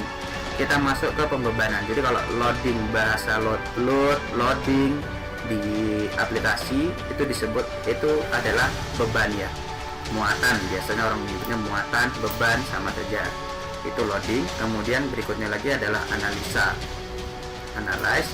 Jadi di analisa itu kita untuk menentukan statikanya, momennya berapa, gaya lintangnya berapa, gaya normalnya berapa, terus torsinya berapa, itu dianalisa. Kemudian berikutnya lagi adalah desain. Jadi kalau sudah ketahuan gayanya berapa, baru kita desain penampang kita aman atau tidak, seperti itu. Jadi kalau workflow-nya dari kiri ke kanan dan atas ke bawah. Jadi kita setting material, setting penampang. Ini biasanya nanti ini tidak, spring ini adalah pegas. Ini biasanya untuk areal-areal tanah rawa, baru kita bisa menggunakan spring properties. Spring properties adalah tumpuan untuk daerah-daerah yang sekiranya tanahnya kita tuh bergerak, dikasih pondasi dia tetap bergerak, berarti kan spring ya, dia sistemnya sistem pegas.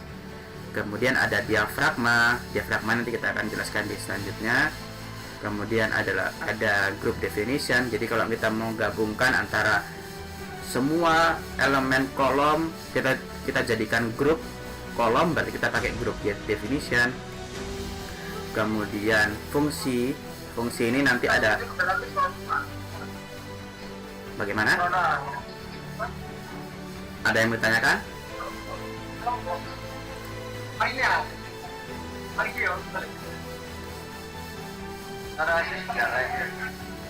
Oke. Jadi itu kalau di fungsi nanti ada respon spektrum. Mungkin kalau sudah ngambil gempa harusnya ini sudah paham lah. Ada respon spektrum, ada time history gitu ya. Jadi ada fungsi respon spektrum, ada fungsi time history. Nanti mungkin pelan-pelan akan saya jelaskan bersama Pak Ervan. Mungkin Pak Ervan akan lebih banyak ke sana. Kemudian ada load pattern. Load pattern ini adalah pola beban. Pattern kan ada pola, load itu beban. Jadi polanya apa bebannya? Apa saja bebannya? Itu ada di load pattern. Sedangkan load case itu adalah case beban. Jadi bebannya itu dijadikan satu. Kalau misalnya di polanya ada berat sendiri, ada berat beban mati tambahan, itu kan masing-masing ya. Terus nanti di load case-nya itu kita gabung menjadi satu beban yang namanya beban mati. Jadi dibedakan ya nanti ya. Kemudian load kombinasi beban. Jadi dari masing-masing beban itu kan nanti kita jadikan kombinasi. Misalnya di kombinasi satu itu kan ada 1,4 DL ya, 1,4 DL berarti beban matinya dibesarkan 140%. Kemudian di beban 2 kombinasi 2 itu kan ada 1,2 DL plus 1,6 LL, berarti 120% beban mati ditambah dengan 160% beban hidup gitu kan ya. Asumsi-asumsi itu mungkin harusnya sudah dijelaskan oleh Bapak Ibu dosen di mata kuliah sebelumnya. Jadi maksudnya kayak misalnya kita merencanakan bangunan, asumsinya full, ternyata lebih full gitu ya. Misalnya kita asumsikan dalam 1 meter ada 2 orang, ternyata di lapangan misalnya orang lagi desak-desakan mau apa gitu ya, pendaftaran apa gitu, sehingga dalam suatu ruangan itu jadinya full sekali. Nah, ketidakpastian itu makanya ditambahkan pada load kombinasi itu ya. Mungkin cukup dipahami saja. Kemudian terkait analisa nanti ada di sini. Ini assign, ini adalah kita setelah gambar kita mengassignkan berapa bebannya, berapa tumpuannya apa, itu nanti adanya di assign. Kemudian analisa, di menganalisa ini kita menganalisa bangunan kita secara statika gitu ya. Kemudian nanti baru kita masuk di desain. Jadi secara garis besar langkah-langkah yang akan kita lakukan itu ada di sini.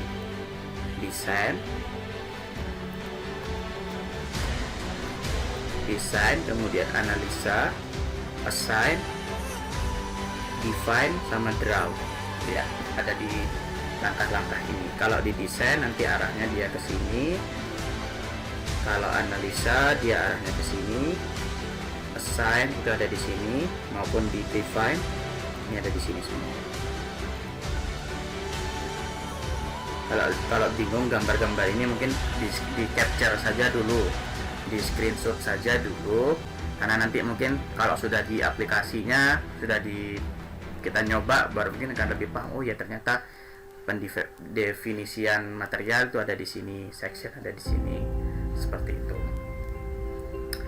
Oke, ada yang mau ditanyakan dulu? Silakan.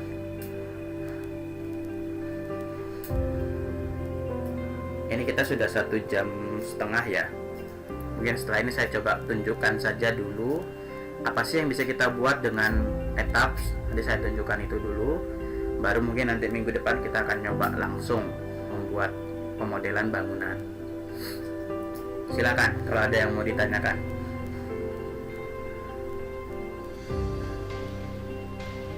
Harusnya banyak ini yang bisa ditanya ini. Ayo.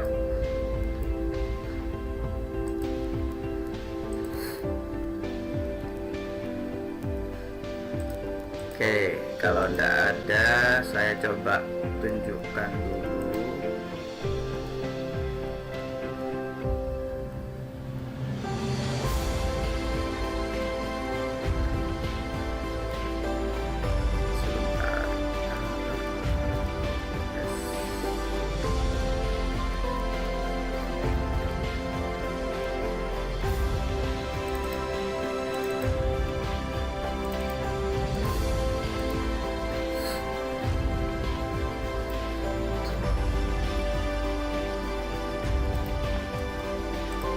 Oke, ini ya. Oke. Ini yang tadi sudah capture, kalau di capture saya mau hilangkan tulisan ini kalau sudah di capture. Silakan kalau mau di capture dulu, screenshot di HP-nya. Sudah ya, oke.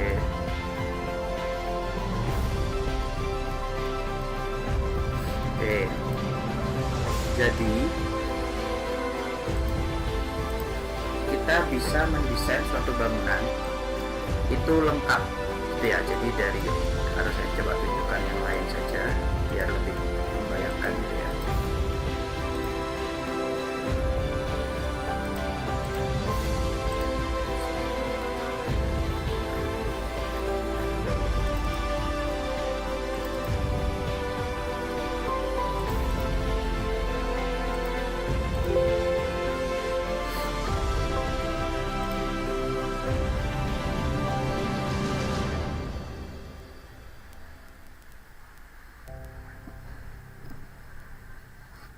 Oke.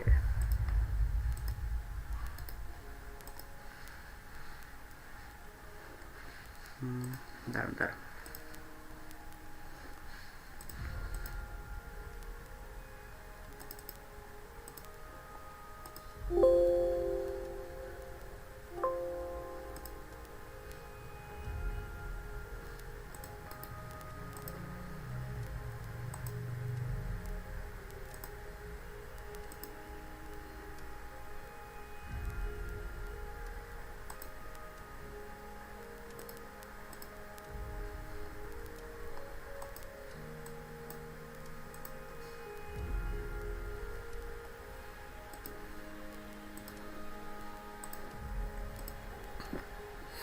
Oke, jadi misalnya kita merencanakan hotel, ini berapa lantai? 1, 2, 3, 4, 5, 6, 7, 8, 9, 10 10 lantai.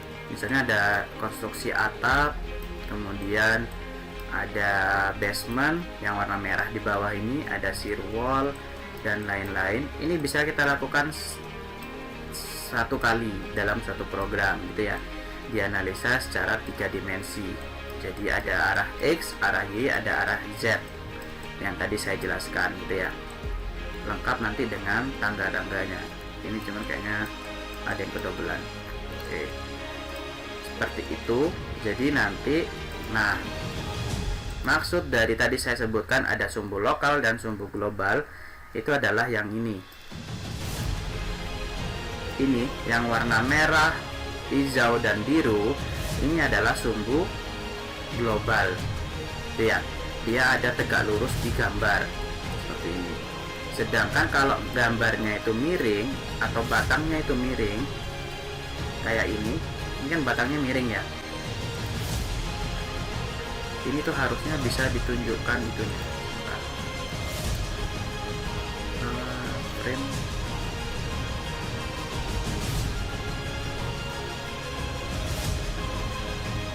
lokal aksis. Nah, ini ya, saya ambil 2 batang yang miring dan yang tegak. Oke, ini kebayang ya, yang ini kan miring ya, ini ya, yang ini miring, ini tegak gitu ya. Maka bedakan ini merah biru hijau 2 ini dengan yang merah biru hijau ini, beda ya, jelas ya.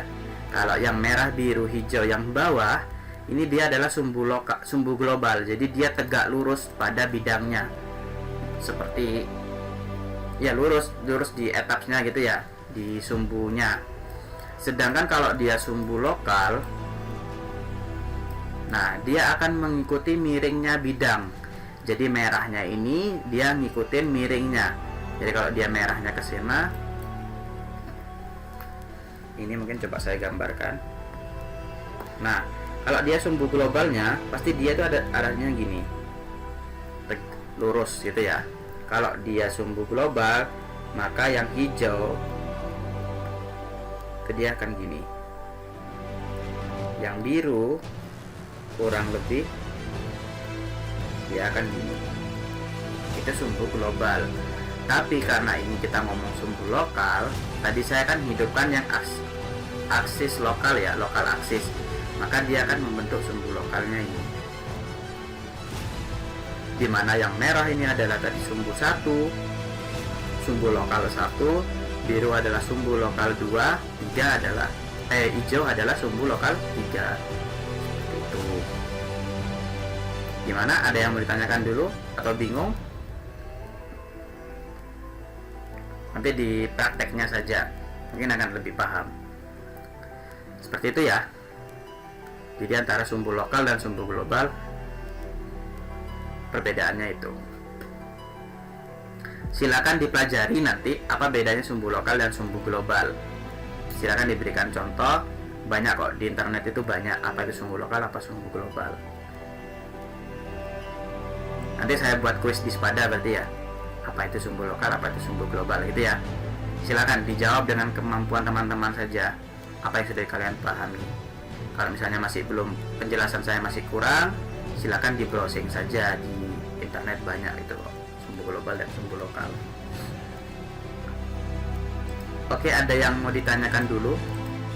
Minggu depan kita akan masuk ke pemodelan etaps untuk bangunan bertingkat. Saya kurang tahu nanti mungkin bertingkat berapa, mungkin 4 lantai mungkin. Silakan dari teman-teman menginstal etapsnya masing-masing ya. Kalau misalnya sudah ada yang berhasil install, silakan teman yang lain diajarkan cara installnya. Karena menginstal etap itu biasanya tricky ya. Kayak Pak Irfan kan sudah pernah bilang ya, kalau misalnya aplikasi itu kan sebenarnya semua aplikasi itu kan berbayar gitu kan ya. Cuman kan nilainya itu cukup besar untuk membeli aplikasi seperti ini, sehingga biasanya untuk keperluan pendidikan kita bukan diizinkan sih, kayaknya kita masih bisa satu langkah, yaitu kita menggunakan aplikasi trialnya atau bajakannya, biasanya seperti itu. Tapi kalau untuk keperluan project yang cukup besar, itu sangat-sangat tidak diperbolehkan menggunakan aplikasi bajakan gitu ya, karena kan sudah sifatnya kan komersial gitu kan ya, seperti itu. Silakan kalau ada yang mau ditanyakan.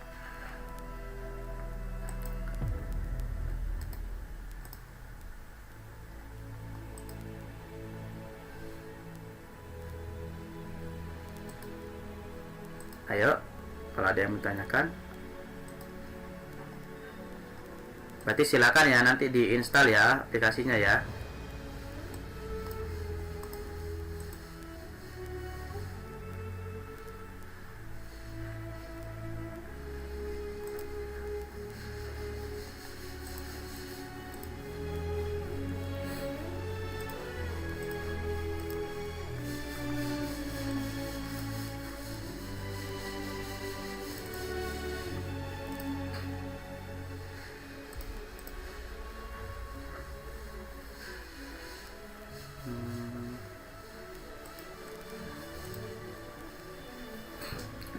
Nah, nanti untuk aplikasinya silakan teman-teman download sendiri. Kalau saya itu biasanya di sini, oh ya, Android. Enggak mau ya. Atau silakanlah kalian cari sendiri apa yang website apa yang bisa di. Nah, saya biasanya di Kuya Android atau Sipilpedia.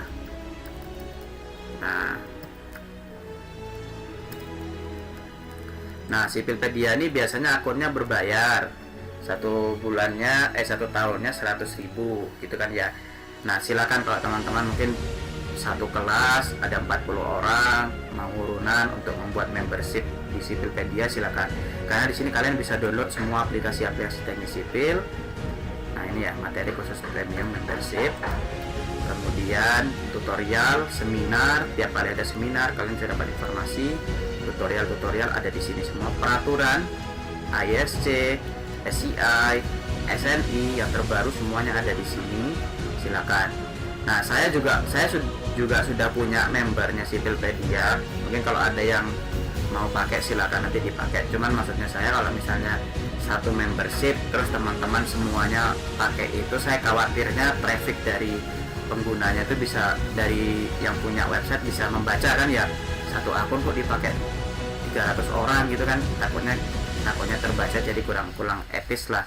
Jadi silakan teman-teman, kalau misalnya ada 20 orang atau 30 orang mau urunan untuk buat ini, saya sangat-sangat merekomendasikan gitu ya, karena informasi di situ sangat-sangat banyak. Contoh aja tutorial SAP. Nah, tutorial Civil Engineering Program SAP ini banyak contoh-contoh tutorial SAP.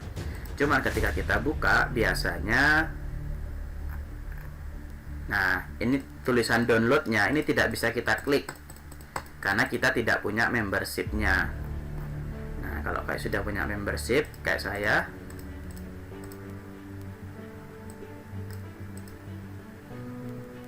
ini kalau nggak mau ya.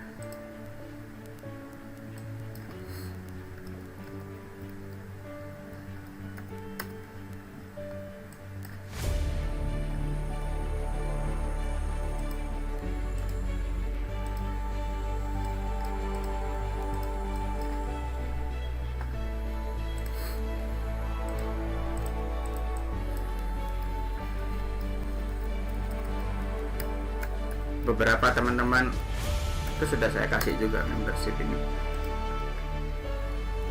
Nah, ini bisa kita download kalau sudah membership. Nah, tinggal kita bisa download tutorialnya gitu ya, paham ya maksud saya? Jadi kalau misalnya mau cari referensi itu mungkin bisa, kalau mau cari referensi mungkin bisa ke Civilpedia ini karena cukup lengkap. Oke, itu dulu.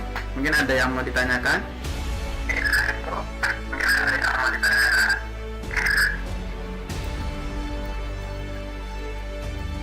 Oke, nanti atau mungkin tunggu sebentar, saya coba generate absennya dulu.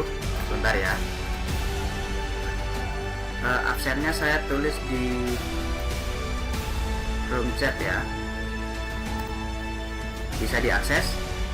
Tolong tidak dikirim ke teman-teman di luar Zoom ya.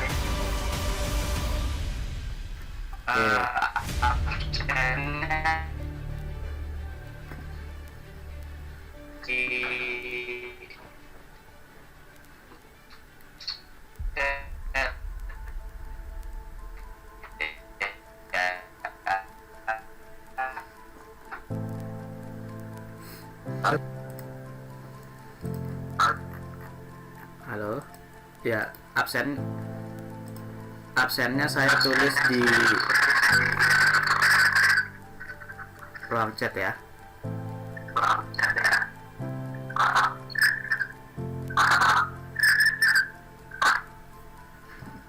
Bisa dilihat di ruang chat. Oke, silakan di absen. Jadi nanti ada yang harus diisi, tolong diisi. Silakan juga kalau ada yang mau bertanya, silakan bertanya.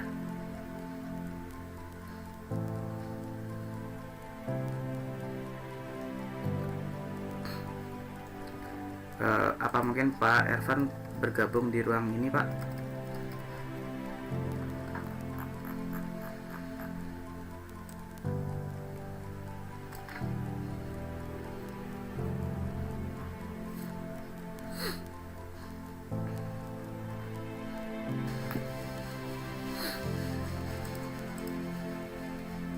Oke, mungkin itu ya. Kalau tidak ada yang mau bertanya lagi atau sudah dirasa sudah cukup, mungkin itu materi dari saya hari ini.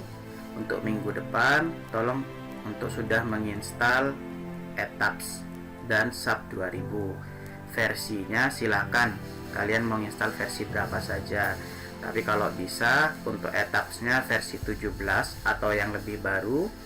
Kemudian untuk SAP 2000-nya versi 20, sebentar, SAP itu 2000, SAP 2020,